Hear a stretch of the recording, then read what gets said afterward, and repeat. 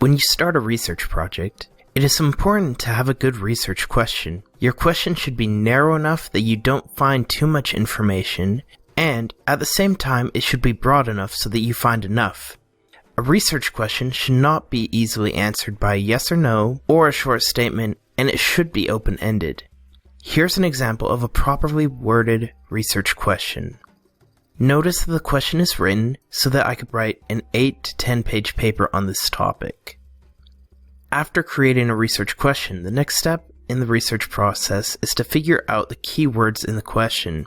When you use a search tool such as Google, the library catalog, or Academic Search Premier, you don't want to type in your full research question.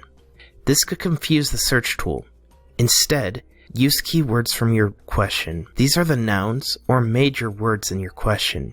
In addition to using keywords, keep in mind some synonyms. Sometimes, other individuals may use closely related words to describe what you are looking for. These related words are synonyms. If you need help figuring out synonyms, use a thesaurus. After we know our keywords and have some synonyms, we can throw them together in a search statement. Depending on the tool you are using, your search statement may use a single keyword or all your keywords. If you are using more than one keyword, it is important to connect them using operators. Boolean operators can be used to connect words together into a search statement. These operators are the words and, or, not. If you put and between two words or a phrase, then it will tell the tool that it needs to find both of these words or phrases in the search results. This will narrow your search.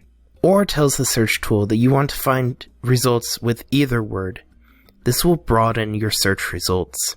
If you are using the Boolean OR operator, along with other phrases or keywords, make sure that you put parentheses around the OR statement. Just like in math, this separates the portion of the statement out from the rest of the search statement.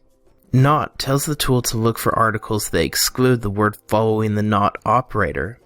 Note that in most searches, it is best to avoid using not as it may remove helpful search results. If you want to search for a phrase, put the words in quotation marks. This tells the tool to look at all of those words together. Note that in most cases, it doesn't do anything when you put quotation marks around a single word. This may also hinder your search depending on the tool you are using. When you do a search, remember that there is a lot of trial and error involved. Now that you know the basics, try different search statements until you get the results you want. If at first you don't succeed, try again.